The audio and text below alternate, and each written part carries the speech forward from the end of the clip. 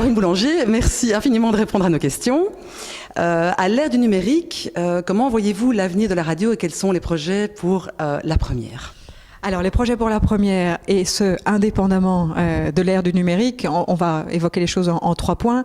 Les projets de la première, tout d'abord, et indépendamment du développement numérique, c'est d'abord de reconstituer une grille aujourd'hui qui permette d'élargir l'assiette d'audience de la première, c'est-à-dire sans perdre le public qui est le nôtre aujourd'hui, sans se détacher de ce contenu, de cet ADN d'information qui est le nôtre, c'est parvenir à séduire aussi un public qui, tout en étant boulimique d'infos, attend aussi un peu de délassement, de plaisir de la radio. Élargir l'assiette d'audience du public en travaillant sur la grille des programmes de la première, ça, c'est le premier objectif à l'heure actuelle de la radio référence du service public.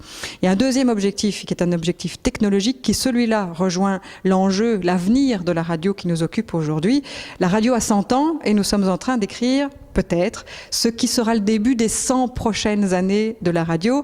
On sent que la radio numérique arrive, les modes de consommation de la radio changent radicalement. On ne consomme plus seulement la radio en l'écoutant aujourd'hui, mais de plus en plus en attendant aussi qu'elle nous montre des choses. Et donc un des gros enjeux de la première et de la radio en général aujourd'hui est d'identifier qu'est-ce que nous montrons qui répond à une vraie valeur ajoutée, à une vraie demande des auditeurs, et qu'est-ce que nous montrons qui en même temps nous permet de continuer de faire de la radio et de ne pas faire de la mauvaise télé, ce qui serait tout sauf la bonne idée. Donc ça, c'est le deuxième gros enjeu qui occupe la première aujourd'hui, c'est réussir la mue technologique qui fera que nous serons la radio de demain. Et puis il y a un troisième gros enjeu qui nous occupe et qui forcément est sous-jacent aux 2 premiers évoqués, eh bien c'est l'accompagnement du personnel, de nos équipes, qui sont ceux et celles avec lesquels on va faire cette radio de demain, la grille des programmes de demain et la radio technologique de demain.